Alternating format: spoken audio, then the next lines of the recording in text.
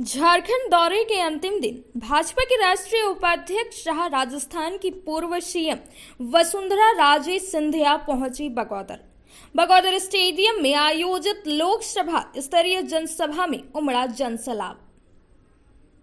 भाजपा की राष्ट्रीय उपाध्यक्ष शाह राजस्थान की पूर्व सीएम वसुंधरा राजे सिंधिया अपने झारखंड दौरे के अंतिम दिन गुरुवार को बगौदर पहुंची, जहां बगौदर स्टेडियम में आयोजित लोकसभा स्तरीय जनसभा में उन्होंने बतौर मुख्य अतिथि के रूप में शिरकत किया। जनसभा में कोडरमा सांसद अन्नपूर्णा देवी, बाबूलाल मरांडी, पूर्व सांसद रविंद्र राय, पूर्व विधायक नागेंद्र महतो, जम्मू विधायक केदार हाजरा, कोडरमा विधायक नीरा यादव समेत बड़ी संख्या में भाजपा के नेता शामिल रहे। इस दौरान मोदी सरकार के 9 वर्षों के कामकाज को लेकर सरकार के प्रति जमकर सराहना किया गया। सरकार के द्वारा इन वर्षों में चलाए गए जन कल्याणकारी योजनाओं का हवाला देते हुए पूर्व सीएम वसुंधरा राजे ने कहा कि सिर्फ 9 वर्षों के शासन काल में मोदी सरकार ने वे कर दिखाया है जो दूसरी सरकारें 70 सालों तक नहीं कर सकी। इस दौरान उन्होंने आने वाले 2024 के चुनाव में एक बार फिर नरेंद्र मोदी को फिर से वोट देकर उन्हें सपोर्ट करने की अपील की। वहीं भाजपा उपाध्यक्ष वसुंधरा राजे समेत अन्य वक्ताओं ने झारखंड की राज्य सरकार पर निशाना साधा। कोडरमा सांसद सह केंद्रीय राज्य शिक्षा मंत्री ने कहा कि भारत स्वयं रक्षा कर सकता। मोदी सरकार के नेतृत्व में कोविड काल 100 से अधिक देशों में कोविड वैक्सीन भेज दूसरे देशों को भी सुरक्षा किया है। उन्होंने कहा कि देश विश्व गुरु बनेगा जिसमें आपका अहम भूमिका रहेगा।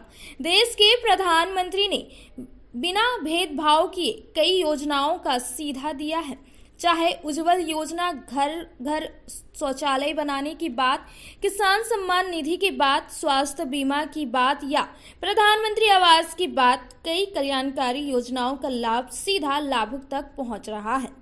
वहीं पूर्व विधायक ने कहा कि डबल इंजन पर पूरा विकास हुआ है। 900 करोड़ से अधिक का विकास बगौदर विधानसभा में हुई। 14 के पहले का भारत, लोगों की जो मनसा थी, लोगों के अंदर एक निराशा की भावना थी। आप सभी बैठे आराम से, कुछ भी नहीं है, कुछ डिस्टर्ब करने वाले जानते हैं कि किस जगह पे हम सभी कार्यक्रम कर रहे हैं, किसी किसी को भेजा जाता है, इसलिए आप लोग आराम से बैठे। 14 के भारत की बात, एक निराशा लोगों के मन में हुई थी। लोगों के मन में, देश के लोगों के मन में निराशा उत्पन्न हो गई थी कि शायद देश ऐसे ही चलता है। लेकिन देश के यशस्वी प्रधानमंत्री आदरणीय नरेंद्र मोदी जी ने बता दिया कि देश ऐसे नहीं चलता। देश कैसे चलता है इसको उन्होंने साबित करके दिखा दिया। भारत के झंडा की ताकत क्या है, तिरंगे की ताकत क्या है, इस ताकत को उन्होंने बता दिया कि आज पूरा विश्व हमारे यशस्वी प्रधानमंत्री जी को बॉस कहते हैं। आज किसी दूसरे देश के प्रधान उनका पैर छूकर अभिनंदन करते हैं। आज भारत, जब युद्ध होता है रशिया और यूक्रेन का, भारत का झंडा देखते साथ भारत के लोगों को, हमारे विद्यार्थियों को, हमारे जो स्टूडेंट थे, जो वहां रहने वाले थे, उन्हें सुरक्षित वापस भेजा जाता है। तो ये भारत की पहचान है। कोविड महामारी के समय आप सब ने देखा, पूरा विश्व आक्रांत था। विश्व की निगाहें भारत पर थी कि भारत का क्या होगा। लेकिन देश के यशस्वी प्रधानमंत्री मोदी जी ने बता दिया कि भारत किसी भी क्षेत्र में कमजोर नहीं है। भारत अपनी रक्षा स्वयं कर सकती है। और भारत सिर्फ रक्षा भारत का ही नहीं किया, बल्कि माननीय प्रधानमंत्री जी ने 100 से ज्यादा देशों में कोविड वैक्सीन पहुंचाकर अन्य 100 से ज्यादा देशों को भी सुरक्षित करने का काम किया। तो ये भारत की पहचान है। वसुंधरा राजे को सुनना है। इसलिए मैं अपने ओर से इतना ही कहूँगा कि आज देश में नरेंद्र मोदी जी के नेतृत्व में 9 वर्षों से सरकार चल रही है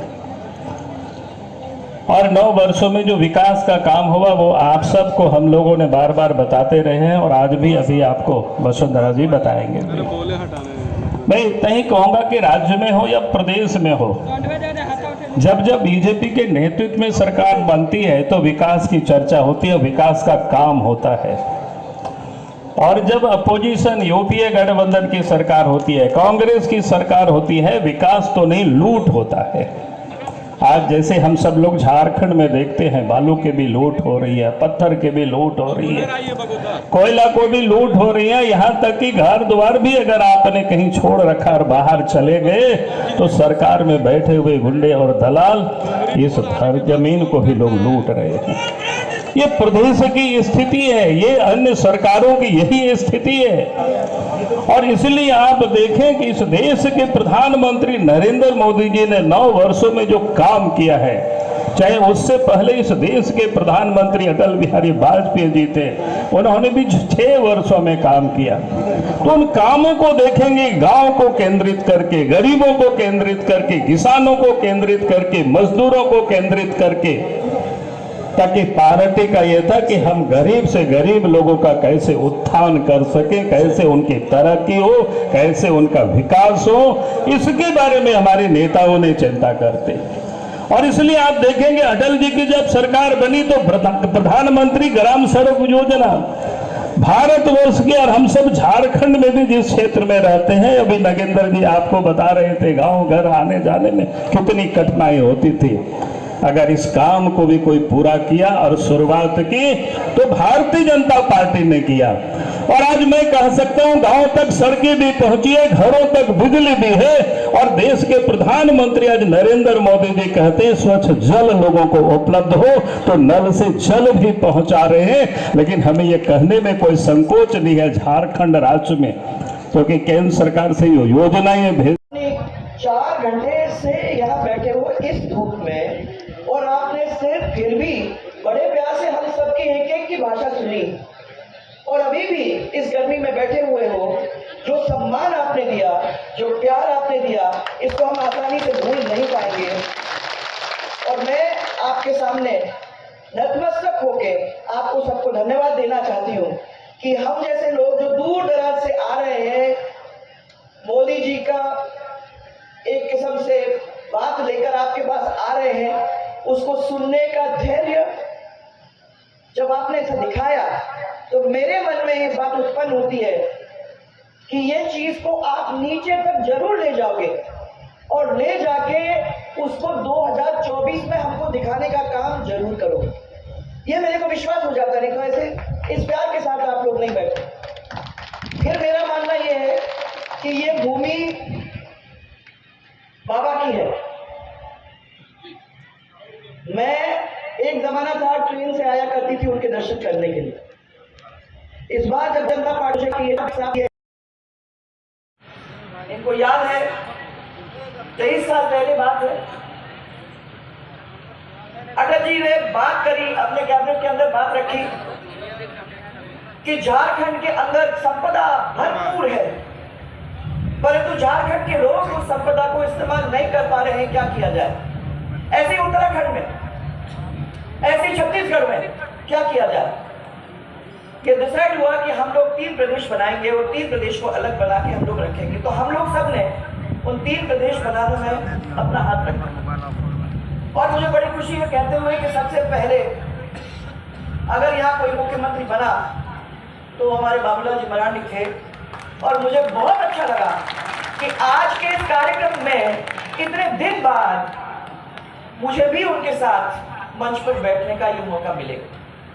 धन्यवाद बाबूलाल जी, आपने टाइम निकाला और मेरे इस कार्यक्रम के अंदर भी आप आए, आपने मेरे लिए, मेरे को भी बहुत मेरा हौसला बढ़ाया, उसके लिए मैं आपको बहुत बहुत धन्यवाद दूँ। होती है कि ये चीज को आप नीचे तक जरूर ले जाओगे, और ले जाके उसको 2024 में हमको दिखाने का काम जरूर करोगे। ये मेरे को विश्वास हो जाता, नहीं तो ऐसे इस प्यार के साथ आप लोग नहीं बैठते।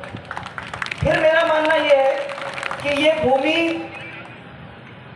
बाबा की है। मैं एक जमाना था ट्रेन से आया करती थी उनके दर्शन करने के लिए।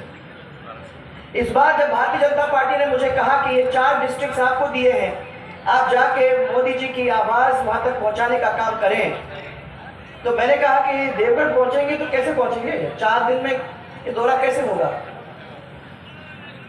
तो मेरे को मालूम हुआ कि प्लेन जाता है देवगढ़ सीधे, और देवगढ़ ही नहीं, कुछ ही दिनों के अंदर दुमका एयरपोर्ट भी कंप्लीट होकर तैयार हो जाएगा मराठी।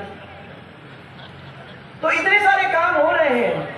उसके साथ साथ हमको इस तपोभूमि के अंदर इतने बड़े बड़े देवताओं के दर्शन करने का भी हमको मौका मिल रहा है। उसके लिए भी मैं आप सबको बहुत बहुत धन्यवाद